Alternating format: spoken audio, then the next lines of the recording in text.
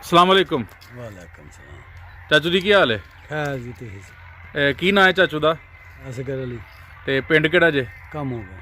अच्छा चाचू जी, बाज़ औक़ात जानवर जदों सूंदा है तो ओहदी जोर जिहड़ी है वो नहीं हो सुट्टदा या ओहदी जोर टुट जाती है, जी तो फिर की करना चाहिए? अगर ना सुटे या टुट जाए तो की करिए?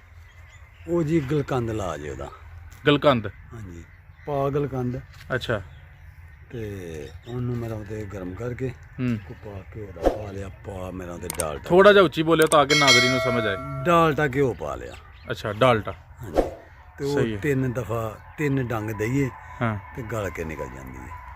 3 डंग दईए तो गल के ते निकल जाती है। हाँ जी, तो जे वो बाज़ औक़ात ओहदे अपने पैर विच ही आके खिंचे लग जाती है कुछ बैठे? भी होइए वो सही है। टुट जाती है। हाँ ते बाहर वाले इलाज जेड़ा एदा ही है, ये होई है। ठीक है। हाँ, अच्छा, ये कितना इंतजार करना चाहिए भला? कितनी देर वेखनी चाहिए जोर ना सुटे तो फिर गलकंद दवो? ਇਹ ਗਲਕੰਦ ਤੁਸੀਂ ਜਦੋਂ ਇਹ ਮੇਰਾ ਮਤਲਬ ਮਹੀਂ ਸੂ ਪੈਂਦੀ ਹੈ ਨਾ ਜਾਂ ਗਾਈ ਸੂ ਪੈਂਦੀ ਹੈ हाँ ਤੇ 3-4 ਦਿਨ ਵੇਖੋ, 3-4 ਦਿਨਾਂ ਤੋਂ ਬਾਅਦ ਦੋ, ਕੋਈ ਨੁਕਸਾਨ ਨਹੀਂ ਇਹਦਾ। तो यानी कि कल ही नहीं पैनी चाहिए बंदे नूं कि बंदा काला ना पे ਆਹੋ ਨਹੀਂ ਕੋਈ भई ये दिहाड़ी ਨਹੀਂ, लंघ ਉਹਦੇ गई ਨਾਲ है। ਕੁਝ ਵੀ ਨਹੀਂ ਹੁੰਦਾ। 10-15 ਦਿਨ ਵੀ ਸੁੱਟ ਛੜੇ ਨਾ ਤੇ ਕੋਈ ਗੱਲ ਨਹੀਂ। ਹਾਂ, ते आंदे ने कि अगर कल वो जोर ना सुटे तो नुकसान हुंदा है डंगर वास्ते? ਨਹੀਂ ਨੁਕਸਾਨ ਜ਼ਰੂਰ ਹੁੰਦਾ ਪਰ ਉਹ ਗਲ ਕੇ ਨਿਕਲ ਜਾਂਦੀ ਹੈ। ये कह भी आंदे ने कि वो अपना जोर सुटेगी तो दुध वधेगा, ये भी गल सही है? ਆਹੋ ਸਹੀ ਹੈ।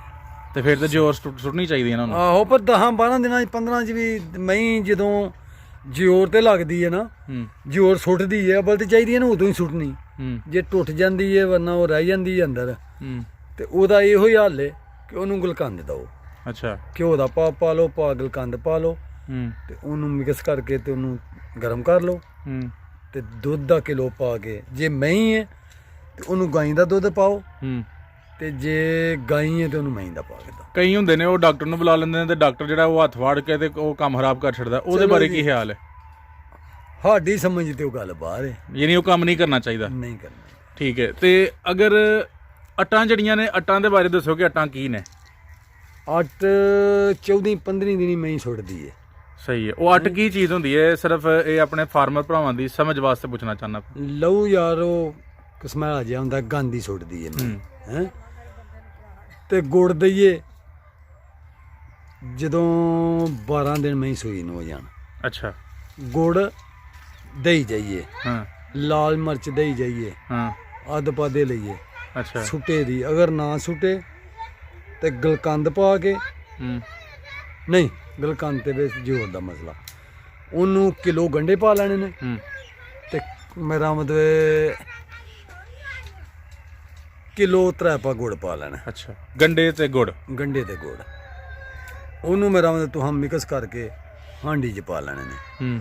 ਉਹਨੂੰ ਰਿੰਨ੍ਹਣੇ ਨੇ। ਰਿੰਨ ਕੇ ਅੱਲਾ ਮੇਰੀ ਦੀ ਮਿਹਰਬਾਨੀ ਨਾਲ ਦਵੋ, 3-4 ਡੰਗ ਦਵੋ ਤੇ ਉੱਤੋਂ ਲੂਣ 2 ਮੁੱਠਾਂ ਦੇ ਕੇ ਸ਼ਾਮ ਨੂੰ, ਜੇ ਇਹ ਬਾਹਰ ਹੈ ਤੇ ਅੰਦਰ ਬਣ ਛੱਡਣਾ, ਜੇ ਰੋੜਾ ਤੇ ਫਿਰ ਤੇ ਉਹ ਗਰਮੀ ਹੈ ਤੇ ਉਹ ਗਰਮੀ ਹੈ। ਤੇ ਨੁਸਖਾ ਕੋਈ ਵੀ ਲਾਈਏ, ਇਹ ਕੋਸ਼ਿਸ਼ ਕਰੀ ਦੀ ਹੈ ਕਿ ਸ਼ਾਮ ਨੂੰ ਡੰਗਰ ਖਾ ਪੀ ਲਏ ਉਦੋਂ ਉਹਦੇ ਪਿਛਾਂ ਬੰਨਣ। ਪਿਛਾਂ ਬਣ ਛੜੀ। ਇਹਦੇ ਵਿੱਚ ਕੀ ਰਾਜ਼ ਹੈ ਕਿ ਅਕਸਰ ਸਾਡੇ ਫਾਰਮਰ ਭਰਾ ਆਉਂਦੇ ਨੇ ਕਿ ਰਾਤ ਨੂੰ ਹੀ ਇਹਨੂੰ ਪਾਓ ਤੇ ਪਿਛਾਂ ਬੰਨਣ ਲੱਗਿਆ? ਉਹ ਪਿਛਾਂ ਬੰਨਣ ਲੱਗਿਆ ਇਹ ਵੀ ਗਾਲੀ ਸ਼ਾਲੀ ਕਰਦਾ, ਰਾਤ ਨੂੰ ਹਾਜ਼ਮਾ ਠੀਕ ਹੋ ਜਾਂਦਾ। ਠੀਕ ਹੈ, ਯਾਨੀ ਉਹ ਪੂਰਾ ਉਹਦੇ ਚ ਰਚ ਜਾਂਦਾ? ਆਹ ਦਿਨੇ ਮੇਰਾ ਉਹਦੇ ਕਿਤੇ ਪਾਣੀ ਡਾਣਾ ਪੈਂਦਾ, ਕਿਤੇ ਪੱਠੇ ਪਾਣੇ ਪੈਂਦੇ ਨੇ, ਉਹ ਫਿਰ ਆਪਣੇ ਖਿਆਲ ਲੱਗਾ ਰਹਿੰਦਾ। ਤੇ ਸ਼ਾਮ ਨੂੰ ਅੱਲਾ ਚ ਰਾਤ ਨੂੰ ਪਿਛਾਂ ਬੱਧਾ ਹੋਏ ਉਹ ਗਾਲੀ ਕਰਕੇ ਤੇ ਉਹ ਹਰ ਚੀਜ਼ ਹਜਮ ਕਰਦਾ ਤੇ ਫਿਰ ਉਹ ਅਸਰ ਹੋ ਜਾਂਦਾ। ਸਹੀ ਹੋ ਗਿਆ।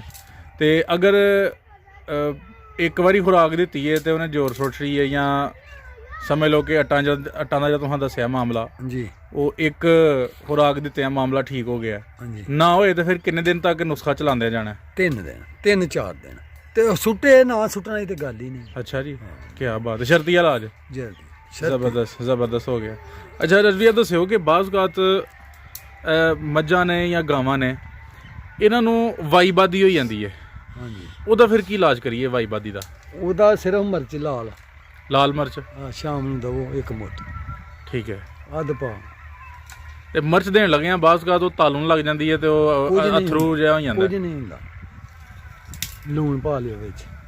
ਨਹੀਂ ਤਾਂ ਕਈਆਂ ਡੰਗਰਾਂ ਨੂੰ ਆਂਦੇ ਨੇ ਜੀ ਉਹ ਮਿਰਚ ਦੇਣ ਲੱਗੇ ਹਾਂ ਤੇ ਉਹ ਚੜ ਗਿਆ ਉਹਦੇ ਸੰਗ ਨੂੰ, ਜਿਸ ਨਾਲ ਬੰਦੇ ਨੂੰ ਚੜ ਜਾਂਦਾ। ਕਰਦੇ ਨੇ ਕੌੜੀ ਖਾਲ ਸਿਰਫ ਨਹੀਂ ਦੇਣੀ ਚਾਹੀਦੀ। ਹਾਂ, ਨਾਲ ਨਾਲ ਅੱਛਾ ਆਪਣੀ ਮਰਜ਼ੀ ਨਾਲ ਡੰਗਰ ਖਾਏ ਤੇ ਦੇਣੀ ਚਾਹੀਦੀ ਏ, ਉਹ ਲੜ ਜਾਂਦੀ ਏ। ਹਾਂ ਹੋਰ ਵਰਨਾ ਮਿਰਚ ਲੂਣ ਗੰਢੇ ਜੋ ਮਰਜ਼ੀ ਦਈਏ, ਅਸਾਂ ਇਹ ਸੁਣਿਆ ਹੀ ਨਹੀਂ ਕਿ ਡੰਗਰ ਨੂੰ ਮੇਰਾ ਉਹਦੇ ਵਾਧਾ ਘਾਟਾ ਹੋਵੇ। ਤੇ ਲਾਲ ਮਿਰਚ ਜਿਹੜੀ ਇਹ ਦਾਦੜ ਮਿਰਚ ਕਹਿੰਦੇ ਪਏ ਜਾਂ ਦੂਜੀ ਦਾਦਰ ਦਾਦੜ ਅੱਛਾ ਜਰਾ ਸਿੱਲੀ ਕਰ ਠੀਕ ਹੈ ਜੇ ਲੜ ਜੇ ਹਤਰਾ ਤੇ ਵਸਿਲੀ ਕਰ ਲਓ ਸਿੱਲੀ ਕਰ। ਤੇ ਇਹ ਜਰਾ ਆਪਣਾ ਹੱਥ ਤਾਂ ਕਰਕੇ ਦੱਸੋ ਨਾ ਕਿ ਮੱਝ ਦਾ ਜਾਂ ਗਾਂ ਦਾ ਮੂੰਹ ਕਿੰਨਾ ਕੁ ਤਾਂ ਹੋਣਾ ਚਾਹੀਦਾ ਤੇ ਫਿਰ ਉਹਨੂੰ ਸ਼ਾਇਦ ਦਈਏ ਤਾਂ ਜਿੰਨਾ ਕੋ ਮੇਰਾ ਮਤਲਬ ਮੂੰਹ ਤਾਂ ਚੁੱਕ ਜਿੰਨਾ ਕੁ ਤੁਸੀਂ ਹੱਥ ਚੁੱਕਿਆ ਇੰਜ ਤਾਂ ਕਰ ਲਓ ਦੱਸ ਤਾਂ ਕਰ। ਤੇ ਥੱਲੇ ਕਰਕੇ ਨਾ ਦਵੋ ਜਾਂ ਬਹੁਤਾ ਤਾਂ ਨਾ ਦਵੋ ਆਹੋ ਨਹੀਂ ਮੇਰਾ ਮਤਲਬ ਇੱਥੇ ਕਰਕੇ ਨਾ ਠੀਕ ਹੈ ਜਿੱਥੇ ਕੋਈ ਸੌਖਾ ਡੰਗਰ ਨੂੰ ਹੱਥ ਥੱਪੜ ਜਾਂਦਾ ਉਹਨਾਂ ਕੋ ਦਓ। ਸਹੀ ਹੈ ਬਹੁਤਾ ਤਾਂ ਵੀ ਨਹੀਂ ਕਰਨਾ ਮੂੰਹ ਤੇ ਥੱਲੇ ਤੇ ਜਾਣਾ ਹੀ ਨਹੀਂ ਥੱਲੇ ਤੇ ਦਿੱਤਾ ਹੀ ਨਹੀਂ ਜਾਂਦਾ। ਠੀਕ ਹੈ ਤਾਂ ਨੂੰ ਮੂੰਹ ਕਰਕੇ ਲੰਘਾਣਾ ਤੇ ਉਹਨੇ ਫੇਰ ਜੇ ਤੇ ਉਹਦੇ ਮੂੰਹ 'ਚ ਹੱਥ ਰੱਖਾਂਗੇ ਤੇ ਸਹੀ ਹੋ ਗਿਆ।